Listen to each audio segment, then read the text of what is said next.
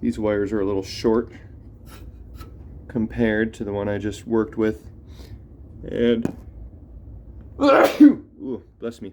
I'm Mike Dimas, and this is Pinball Shenanigans.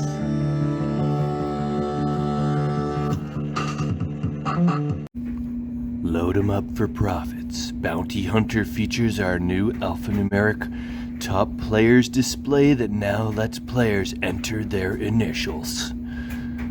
Welcome back, boys and girls, to another episode of Bounty Hunter. I'm not going to read the whole thingamajiggy there. Or am I? The showdown starts when you load the chamber by hitting the corresponding targets. Yeah, so I'll quit there. But these ads are so awesome. Anyway, we're going to venture over to Bounty Hunter and see what I can get going today. On the last episode, I was actually able to play the game, and it was working okay, but then I had a couple shenaniganders over that night. This was right before, the night before the Provincial Championships, and on the first game we played, 4-player game, the CPU crashed. Turned it off and on, and on the second game, mid-ball, the displays went blank, but everything else was working fine. So definitely still some gremlins to work out here. I'm guessing it's connector related, ground mod related. You know, I might have to redo some pins. I'm gonna have to track the issue down, but good old resets, or crashes are my favorite. Like, you know, 95% of pinball problems are somewhat common. It's just the 5% of gremlin-y ones are always the ones that bite you in the butt. The reset issues and the crashing issues they can just be so many different things, and it varies from system to system, whether it's a Williams System 3 through 6 or WPC 95 or Gottlieb System 80 or 80B. They're all 1,000 different things that it could be. Anyway, so the results of the provincials, if you care, is that I ended up in 8th place, and for fun I pulled up a couple things here. I can show you just a little quickly summary of the action here. So this is first round of the provincials, top 24 made it, and I was 7th seed, so I got to play in the second round. I got a bye, and I had to play the winner of Jeff Jeffert and Jason Hamill. Jason Hamill won, so I got to play him, and he's a fellow London, Ontario Pinball League member, so we play each other lots. I got Jay 4-1. Then I got the treat of running into Adam Becker in round 3 at his own house at the Press Start Arcade, and as you can see there, I lost, but I put up a good fight. It went to game 7. We played Jackbot, I won. Then we played Batman 66, he won. Then we played TX Sector, and he won. Then we played Lord of the Rings, and he won. And then we played Godzilla, and I won. And then the last game was on Jurassic Park, where he got me. Then he proceeded to beat Carter Castleman 4-1, and then John Flinton 4-0. So Becker took it down, John Flinton second, and we had a little father-son match here between the Castlemans, and looks like Son won, and he took the bronze. And that most of the event was actually streamed on the Pinballers on Twitch, which is the Castleman's channel. And I'm gonna maybe see if I can record some of this action, at least my match with Becker. I'd like to have that for my own records and fun, because it was a good battle. We both played well for the most part. I'm speaking for myself. I did have some donks here and there, but yeah, if you want to see some of the action, go to Twitch, and in the meanwhile I may try and see if I can record some of the action and have permission to post it from the Castlemans. And this is our battle on Batman 66, and as you can see, that's 20 billion that Adam has, and less than $1 billion for me. So I already told you the results, otherwise I would say guess if I came back or not on that one and left you in suspense, but hardly, because I've never scored more than $1 billion really on that game in my life. Anyway, that's what happened at the Provincials. That was awesome fun, good action, lots of good competition, and yeah, so the goal today is probably to yoink the boards out of Bounty Hunter, send them off to my board guy Brent Butler, as he's retiring in like a month. Actually, I think it's 2 months. So I got to get these boards out to him. I'm going to send the original CPU as well, pull out that swimmer at some point, try and get it all original, keep the swimmer as a test board. But before I do that, I think I'm going to shop the Playfield and fix any switches, maybe rebuild these pop bumpers, get rid of these crappy looking skirts and mylar rings, and start with that. Do some Playfield stuff while I have the boards, and then maybe at the end of the night, if I make good progress, I will yoink them out. But you know, there's a couple switches not working that I know of. I will work on those, flippers, whatever else I can, clean up the cabinet. We'll see, but that is the game plan. So get your guns ready for some bounty hunting. Okay, just a little WD-40 in the zone there, and my latch is nice and free now. And I want to show you just how filthy this cabinet is. This is actually after vacuuming, so this is the after, believe it or not, but check this out. You can see the before and after. How did this machine get so friggin' dusty? Wow, that is a thick layer. Anyway, gonna continue on vacuuming. Okay, I think I'm done with the vacuuming. Things look a lot better. Did a little bit of wiping down here and there and everywhere. It's definitely better than it was. Did find this weird squidget, whatever type tool this is. It's like, I don't know, fiberglass or something. May come in handy. I may throw that in the toolbox. And I found a piece of a switch.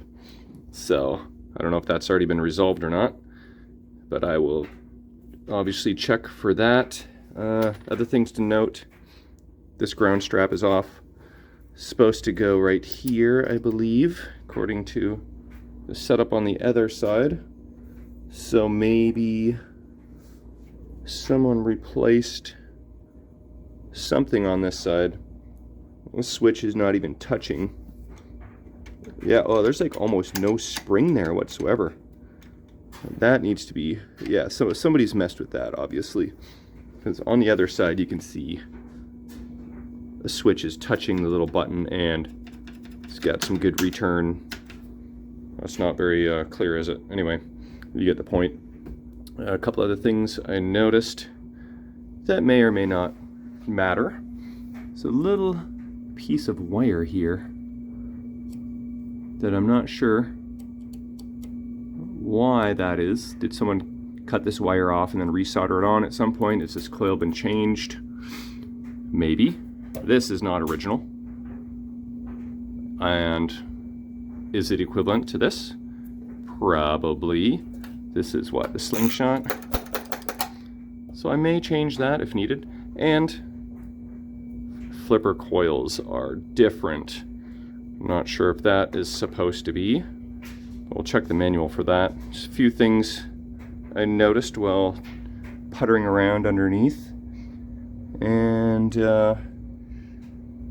so I'm going to address those things, this ground strap, and keep on plugging away. Alright, I got the ground strap secure, the switch removed, and also the switch was, the screw was being a little tight, and if you can see, there's the other piece of it. I broke the screw in half, so I'm going to have to make a little adjustment. Move the switch stack over a little bit and find a new screw. But the shenanigans have already begun. I was searching high, I was searching low, searching all over the place for this special screw, which is long and skinny. And I was just about to give up, and look what I found. An old cabinet switch with the screws taped in its place. It's the right length. Should be, it looks a little thicker though. Hopefully it's not too thick, but I think I found the needle in the screw stack. Alright, as usual, listening to Pinball Podcast while working away. This time it is the Pinball Party Podcast on the Pinball Network, and really enjoying it. I think I've heard every episode. But yeah, so I think I have my cabinet flipper switch resolved. Drilled 2 new holes, filed the switch contacts on both sides, and here it is. Can't even tell that the old screw is still right there. And my spring tension and gap here, if you can see, it's perfect. Feels good. But the exact same on this side, so I can move on to some other shenanigans now. Alright, I had to flip the Playfield because it was time to adjust and clean all the switches, so this is where I'm at. Took my switch adjuster and very, very fine sandpaper to every of the underside Playfield switches, including the slingshots, drop target, top rollovers, these 2 rollover guys. There's my switch adjuster there. And I think I got all the switches done, so now I'm kind of like just debating, do I go LEDs on this machine? The good thing that this has going for it is that they're all 44 style, which makes LEDing just so much easier than dealing with all the 555 style LEDs that I fought with on Electra and ended up giving up. But that was a bit of a special case. And then now I'm looking at the mechs, and I see they're going to need some work. We're missing a screw here. We're missing a screw here on this coil stop. This plunger looks like it was cooked at some point. That is not the correct color. Same with this guy, but this looks more like dirt. This one actually has both of its coil stop screws. This bracket is a smidge loose. So I'm just kind of analyzing all these mechs and seeing what will all be needed. And am I going to rebuild the pop bumpers? And if so, am I going to do it with the Playfield this way? Probably. It's going to be a bit of a tricky situation. Would be easier on a rotisserie, of course, but that's not what is happening in this case. So that is what is going on right now. So I am going to try and find some coil stop screws and start plucking away at this stuff. I think, oh yeah, I noticed there's one of these little clear tubes to try and change the light to red. And what is that supposed to light up? It's right by the drop target. Oh, right. Okay, that's cool, because the drop target is clear. This light, in theory, is supposed to light up the drop target red. But I bet you that is burnt out, because when we were playing on the last episode, it did not look like it was illuminated. And if that was LED, that would definitely help. So that's kind of neat. Anyway, moving along. Alright, well, I can see why the screws are missing now. That is broken off inside. And that is also broken off inside. So I could either take off the entire mech and flipper bat and try and twist it out from the other side, or I can try my fancy tap and die set and try and drill it out. I've had success before, so I'm going to give that a try and see if I can get that to work. Okay, check it out. My drill bit actually just turned the screw right out. It worked so well that I'm going to try and do it live on this one, which almost certainly will not go as smooth because that's, you know, this is pinball shenanigans, so that's how it works around here. So let's see if I can get some good access here. And I gotta get this right in the dead nuts middle. Can't really see. Can you see? Okay. It's gotta be dead center because I don't want to fudge with the existing threads. Come on now.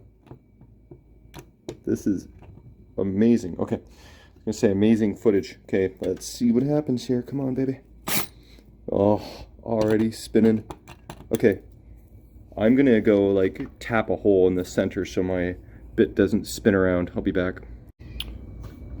Alright, I just needed both hands to get started in the middle here. This one doesn't seem to want to twist out. This one is more just drilling out. Okay. Oh, that was the bit slipping. But this is a nice sharp bit. Drilling right through the screw right now.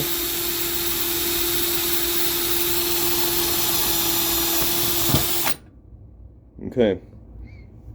I might be able to salvage that. So I think I got through the screw without messing up the threads. And even if I did a smidge, I can re-tap the threads. So I'll fudge with that for a little bit and I'll let you know how it goes. Okay, so looks like I was able to get that to work. I just did a little more drilling and then I threw my tap bit into the drill and almost proceeded to drill right through the friggin' playfield. So don't do that. And I've cleaned up the coil stop, which was nasty. Got a new sleeve ready to go. And yeah, so just kind of cleaned up the shaft a little bit. I cleaned my shaft. It's nice and shiny. And I don't know, maybe that'll be sufficient. I should clean and adjust the end of stroke switch as well. Alright. Alright, so I think I have the one flipper mech refurbished. I cleaned and adjusted the end of stroke switch. Can you see that? It's nice and shiny. And yeah, that's in there good. The new screw. So happy with that. I found a couple original screws from another old Gottlieb flipper mech, so I knew that would work. And you know, I was thinking I was going to do topside today, but you know, things happen, so I'm going to move on to the bottom flippers, I guess. I may as well. You know what, I don't have to do them, but I probably should. Check this out. This flipper bat is kind of sunken in a little bit. This is supposed to be more flush like this. That's even down a smidge. And that one is probably about right. So, like, why? Ew, you know what? That might not be burn. It could be a combination of burn and grease. Somebody was lubing up the flippers. So, I gotta also firstly figure out if both these coils are correct. Got a 24161 on that side and a 20095 on this side. Does this look like that's been resoldered? Yeah. I'd say these wires are a little short compared to the one I just worked with. And ooh, bless me. This looks like this has been added and this is original. That's my guess. We'll see. And yeah, I probably have one of these guys too, I'm guessing.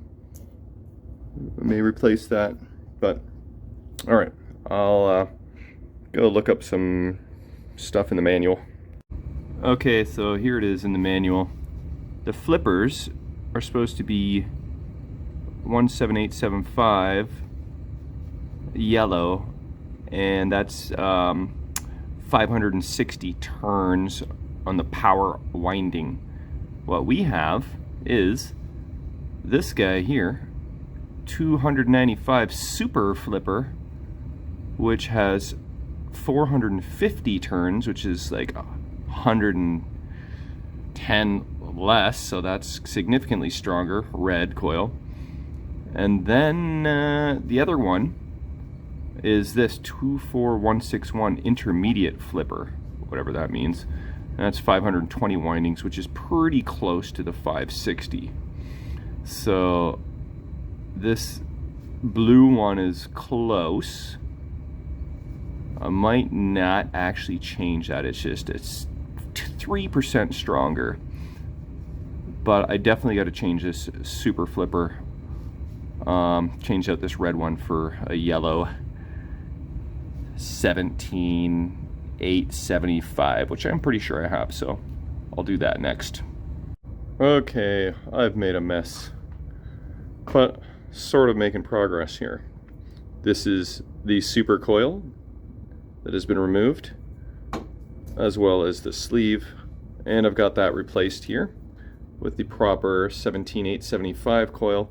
Check the ohms on this coil, it's used, and it checked out okay. Diode, can't really test unless you cut one of the legs, so I'm just going to assume it's okay. I've got new sleeves somewhere in the bag behind me. And I pulled out the flipper shaft, and we're going to upgrade the bats because the one on the other side is smashed. And I can't just do one, I got to do both because then it'll look off. And new wires for the end of stroke switch, which are much longer, so I have some room to actually work with. So making a mess. Got to clean it all up, put it back together again. I was debating on changing the end of stroke switches, but I'm not sure if I'm going to do that. We will see to what extent. Maybe I could take off this bracket. It's just 6 screws, and then tighten this up from the other side. That might not be such a bad idea. I could change this bushing if I wanted to as well. Who knows? I don't know. We'll see where I end up. Alright, all this gunk, and it was very gunky on everything. The shaft, remember, is cleaned up pretty well. This is the one flipper bat that was smashed to all hell. And here is the new guy. This guy is pretty much done. Obviously I gotta put the flipper on the other side of the playfield and tighten it and align it. So I am getting close to finishing with the flippers, which is nice because they're not my favoriteest things to do, but they're the most important part of the pinball machine. With crappy flippers, you have crappy games, so it is necessary. Alright, there it is. The flippers are reassembled for the most part, and I just gotta deal with the flipper bats, but hopefully once I screw everything back together again, that they all work as they should. Once you really clean and adjust the old end of stroke switches, it's a crapshoot whether they work properly or not after. But you know, we'll see what happens. Hopefully it just all works. So I think that's going to be the end of this episode. I didn't really do, I think, anything that I was planning on doing because I flipped the playfield upside down, and that changed everything, my whole game plan. But that's okay. You know what, maybe off camera I will change this coil, or I'll just double check to see if it has the proper windings. If it is, that's okay. Anyway, making some progress, and yeah, thanks for watching. See you next time. Alright, turns out the slingshot is supposed to have only 635 windings and it has 800, so I found a new old stock one of these guys. I just gotta add a diode. This is cleaned up and then we'll install that before the end of the night. There we go, that looks better. We can't have no Williams coil in a Gottlieb machine, especially if it is not the right part number. But yeah, that's better.